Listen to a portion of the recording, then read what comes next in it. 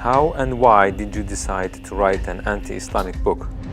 How was your life in regards to faith? What did you believe in? What was your heaviest and most regretful expression that you used for Islam? What was the reaction of the people around you when you became Muslim? I thought to myself, Islam is a lie. Islam is a danger. I got over 2,000 death threats. And in the end, I decided to write an anti-Islam book. God, give me a sign so that I 100% sure know this is the way. I couldn't sleep for it for 2 days. I couldn't accept it. It was so strange.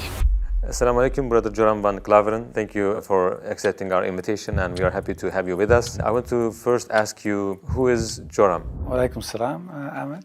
Thank you very much for the invitation. It's a great honor for me to be here. Joram van Klaveren was born on January 23 in 1979 in Amsterdam, in a pretty regular family: father, mother, a brother, another brother, younger, a sister, a cat. In Amsterdam, I was born and raised there.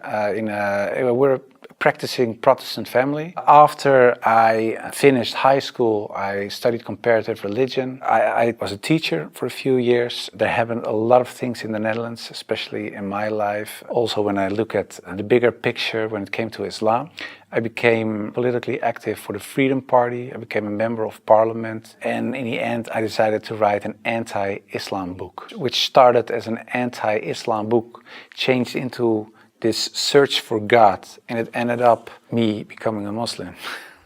How was your life in regards to faith? What did you believe in? Before I was a Muslim, I was a Protestant Christian from the Reformed Church. We read from the Bible, we all got biblical names, we were all baptized, we went to church, etc., etc. So we're pretty Christian in that way, in that sense. Of course, I believed that there is a creator, I believed in heaven, hell, I believed in angels, revelations, and of course what separates the Christians from the Muslims is that I believed that Jesus Christ was the Son of God. In a more philosophical way, I believed he was God himself, of course. I believed in the resurrection and crucifixion of Christ, of course. And I believed in the atonement. But because the Trinity is a very complex concept, whether you believe it or not, it's still very complex. Because if there is a God in the Bible, it says God is eternal. But if you are eternal and you die, you cannot be eternal, immortal at the same time. So that was something when I was a little older, 16, 17, I started questioning things like that. It's not very logical. I talked to many priests, preachers, even rabbis, and the answers I got weren't very satisfying. That made it for me kind of complex, and in the end I had some doubts about stuff like this, but I said, well, I set it aside and I thought, okay, I just believe it, and perhaps I'm not smart enough to get the whole picture. And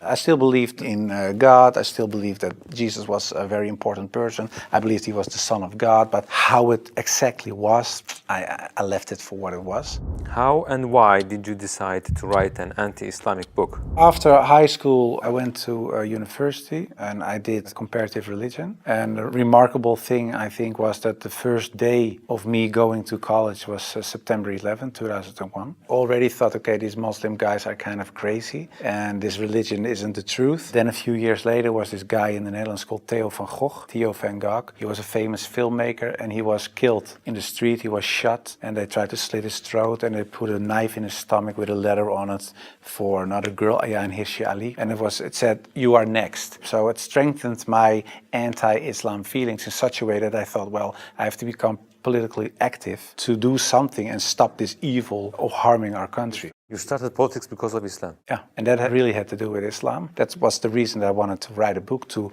explain to people why Islam was a danger for the world. When I was writing my book, like I said earlier, the questions, the doubts I had about Christianity popped up again. And that was about truth, of course, because I was a believing Christian guy. And yeah, the Christian questions I had, in the end, were answered in an Islamic way. Because, of course, when I started writing the book, a lot of people think that it was a political book. But it wasn't so much a political book, it was a religious book, because I wanted to show people why Islam was a danger as a religion, and I wrote it from a Christian perspective. So in the beginning I made a comparison between the Christian concept of God and the Islamic concept. So I started comparing it. But because I had these doubts about the Trinity and I saw Tawheed, the oneness of God in Islam, I thought, yeah, it sounds a little bit more logical. And then I thought to myself, well, I reread the Bible to refresh myself and see, okay, why isn't the concept of Islam, the Tawheed concept, is isn't the Christian concept. But when I was reading the Old Testament and I saw what the Old Testament prophet said, it was one God, one God, one God. And then I thought, okay, I'll look only at the words of Jesus Christ in the New Testament. And then there's this story in the New Testament where a guy comes to Jesus and he asks him, what is the most important thing in life? How can I gain paradise? And he said there are two things. He says, hear, O Israel, hear your God is one. Treat your neighbor as you want to be treated yourself. So I thought, well, even Jesus Christ says, hear, O Israel, your God is one. So I thought, well, this whole Muslim concept of God sounds more logical, and it's the same concept that I find in the Old and the New Testament. And I know Christianity as a religion teaches something else, but it isn't the concept of God that I find in the Bible. So after weeks and weeks of study, rereading all kinds of books, I thought to myself, okay, perhaps this oneness of God is something that is true. So that's how it started. What resources did you use while doing your research? Because I was kind of shocked, I started writing to several authorities on these religious matters. And one of the guys that I wrote to was Sheikh Abdul Hakim Murad, and he's a professor from Cambridge University. But in a way it was kind of strange, of course, because I was a politician back then still. I was writing an anti-Islam book with an anti-Islam purpose. And I'm asking this Muslim professor from another country, can you help me? So I told him, I'm writing a book. I have a lot of questions. So I was very plain why I thought, why is Islam promoting terrorism? Why is anti-woman? Why is anti-Christian? Anti-whatever. After, I think, 6 weeks, he sent me a very extensive email. And he started explaining, directly answered a lot of my questions. But he also told me, you have to read this article, read this book, read that book, ask this person. And so he was very extensive in his way of explaining. But in the end, after I read all these books and articles and made a comparison between prophets from the Old Testament with Muhammad, peace and blessings be upon him, I had no arguments anymore to say they are prophets and he is not. And I thought to myself, well, if I accept Moses on these grounds and I cannot accept the prophet, then there is something else. So I thought, why don't I think he is a prophet? And I thought, oh, perhaps because he had many wives. But then again, when you look at Solomon or you look at King David, Abraham, there are a lot of people in the Old Testament that had more wives. And when you look at even outside of the religious books, culturally in Europe, in Africa, Asia, everywhere, there were men with several wives for several reasons. So I thought to myself, well, that cannot be a reason either. So one by one, all these reasons fell. And then in the end, I thought, well, I have to say all of them are not prophets. But I didn't believe that because I thought, well, the things they did, they said, the miracles that happened, etc., they were confirmed in what they said and what they did. So they are. And then I said, well, then I have to accept that Prophet Muhammad perhaps is a prophet too. So I was doubting it. So first I thought, well, it's the most evil person I know because of the history. Then I said, well, perhaps it's not that evil, but he's not a prophet. And in the end I started doubting, perhaps he is a prophet. Yeah, that took, of course, me reading a lot of books again. And the one thing that I think was very wise of Abdul Hakim Murad to say was, he said, well, the books you read about with the anti-Islam arguments are written by non-Muslims. He said, if you want to know more about Christianity, you don't read books from atheists. You start reading the books from the Christians. Why do they believe this? What are the arguments? So that you have to do the same with Islam. So start reading Islamic books from Islamic teachers, from Islamic scholars, etc. And then you can see, if you compare the books on the same topic of people who are Muslim and wrote those books and non-Muslim, you can see where they took the wrong turn, where they translated words in the wrong way, sometimes perhaps even not on purpose, but just because they didn't know, where things are added, where things left out of it. So, and in the end, you see there's this other religion almost created because of all these things. And that's what I did. And that's what I also did with the life of the Prophet, because I read a book from Martin Links, The Life of the Prophet, based on the earliest source of Muhammad. And it was written, of course, by a convert. And his way of reasoning, his way of telling, his way of writing appealed to me because it's culturally the same thing. How do I approach a certain topic, etc. And it was the first time that I saw him not so much as a warlord, because that's the picture I had in my mind, but I saw him as a father, and I saw him as a friend and a teacher, and so much more. And so, yeah, I saw the person and his character, and I said, well, I can say a lot, but I cannot say that this is not a good man. So his character persuaded me to read more and to want to know more. What surprised you the most while doing your research? The story about Hind, there was something that, like a switch, like I had to change. And it was because I thought Hind was the wife of one of the enemies, Abu Sufyan. And in a way, they gave money to kill Hamza, the favorite uncle of the Prophet. And that was what happened on the battlefield. He got killed. They even paraded with his ears and cut off his nose and horrible stuff. So the Prophet was deeply sad, of course, of what happened. And years later, he became powerful. He came in power in Mecca. And then there was Hind. And I was reading this book and I thought, okay, now she gets crucified or her head gets cut off or something like that. But he said, well, I cannot look at her right now, but everybody is forgiven. And if you want to stay here and live among the Muslims, it's possible. If you don't want that, you can go. But bloodshedding is over now. And I thought to myself that she was forgiven. If you can forgive someone who kills a relative, especially a favorite uncle of you, even starts parading with parts of his body to show other people that she humiliates you and whatever you stand for, that means you have such a great character. It's very special. It's something you don't see. And that's what he did. So I thought to myself, well, it was a really special guy. And when I thought that, I thought, well, I have these arguments for him being a prophet. I see his character. I see the way he treated other people. I see how he treated his enemies. I think he is a prophet. But then I thought to myself, whoa, that's horrible. Because I already accepted this oneness of God. And now I say he is a prophet. If I say there is only one God and Muhammad is his prophet, that's almost shahada. So I thought to myself, okay, let's close the books. Stop. This is going in the wrong direction. And of course, I wasn't that anti-Islam anymore because of what I read, what I saw, and what I experienced. What I tell you now, it sounds a little like a fairy tale, but it really happened. In the end, there were all these books at the table. And when I had this feeling of, yeah, okay, this is shahada in a way, I thought, well, I put all the books away and I put the books on the highest shelf. But there were so many books that a lot of books fell off the shelf. And one of the books that fell off the shelf was the Quran. And when I picked it up, my hand was on a page with Surah 22, Ayat 46. And it says, it's not the eyes that are blind, but the hearts.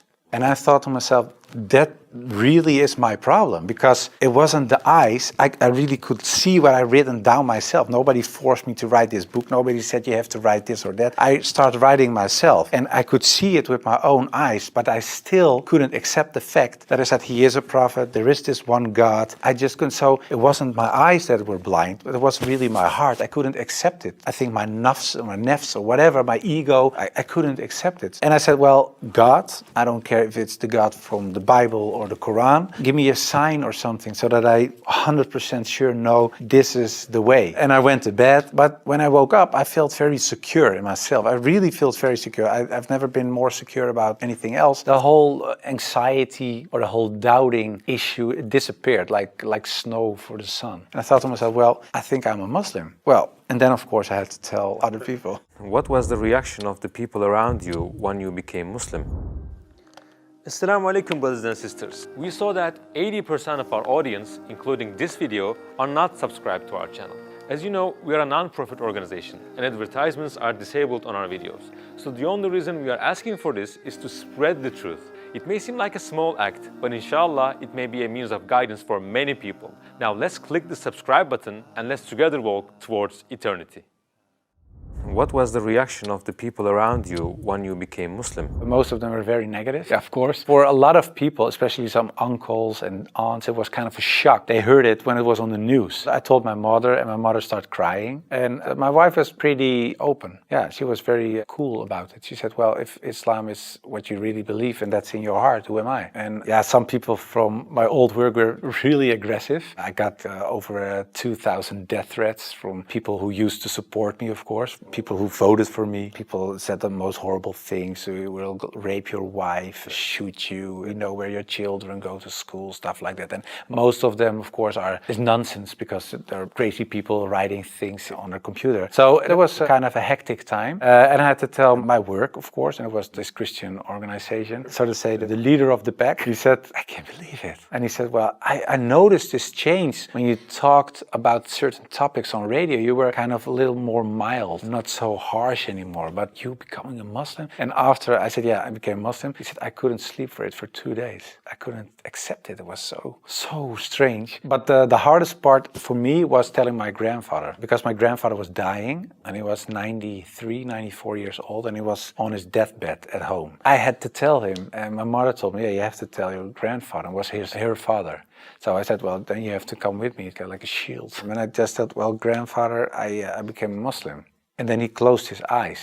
And I thought he stopped breathing because, yeah, he was so old. And he really stopped breathing for a while. And then he started breathing again and he looked at me and he said, well, at least you didn't become a Catholic.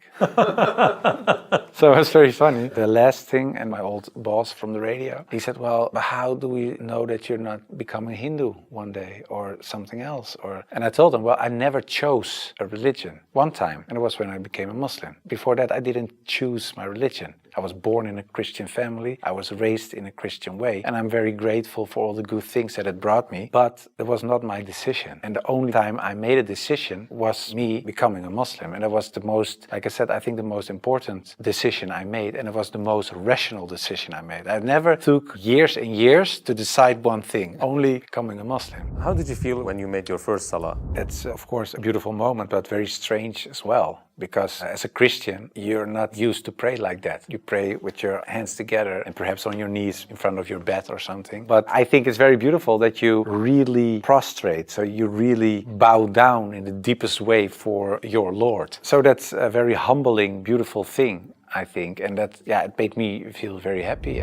What were the 3 biggest challenges you faced when you converted to Islam? Well, becoming a Muslim, of course, was a big challenge because I had to tell the world and family, and that was a big challenge. The part of thinking that it would be very hard to become a Muslim, because especially as a Protestant Christian, there aren't so many things you have to do in a religious sense. As a Muslim, in terms of practice, so it is required to pray 5 times a day. It's required to eat in a certain way. It is required to think in a certain way. You have to be the best in a way every moment because of your relation with your Creator and because of the fact that you have to pray 5 times a day. It's a constant reminder in a way of the Creator, so that makes you much more aware of the fact that you have a Lord than as a Christian. That's how I experienced it. And I thought to myself, whoa, 5 times a day praying, I cannot do this, I cannot do that, I have to do so that made it hard in the head. But after I became Muslim, it wasn't hard at all. Are you raising your kids as Muslims? Well, you try, of course. I don't know, when you're really raised as a Muslim, I think it's a very difficult job, especially in these times. Of course, when I married, I wasn't a Muslim. You promise in a way that you raise your children as Christians. So after I became Muslim, I'm not raising my children as Christians, of course. If the kids have questions about Christianity, they ask my wife, they get Christian answers. And if they come to me, they get Islamic answers. But most of the time, she says, ask your father. And my wife cooks halal for everybody, so that's very sweet. She says, well, I'm not going to cook 5 meals,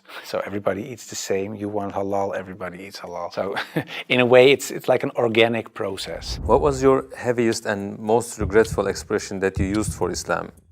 I think Islam is a lie, because that's something I used to say. Islam is a lie, the Quran is poison. But when I said Islam is a lie, that's the whole religion and everything that comes with it. So that's like the highest level of jahiliyyah in a way.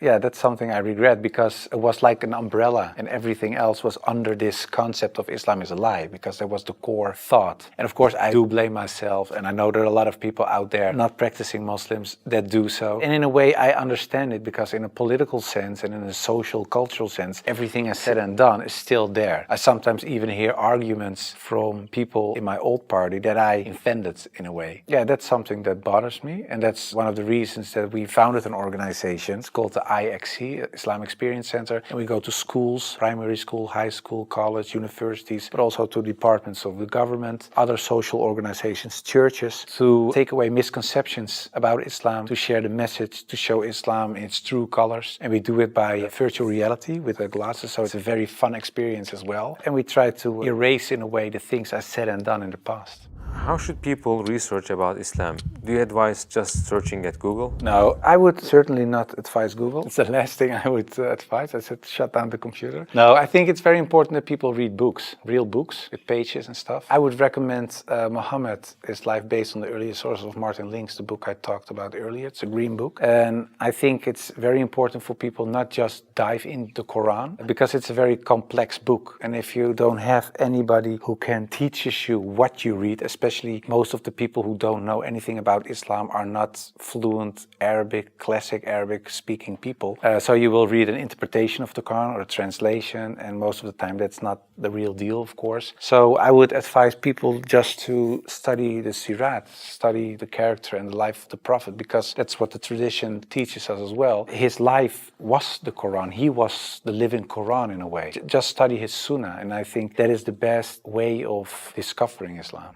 What would you like to say as your final comments? I became much more happy after I became Muslim. So I would like to invite everybody to become a Muslim, just because it brings peace to your soul and peace to your heart. It is the truth. It resonates with heart and soul. At least look at it from an Islamic perspective. Try to read and study the life of the Prophet. Try to understand what the Muslims believe. Not so much the behavior of Muslims, because there are a lot of Muslims that don't live like Muslims, including myself. I don't always live like a Muslim. I should, we all do, but you should look at the example of all examples, and it was the Prophet. And if you study his life, perhaps you find guidance that leads you to the truth.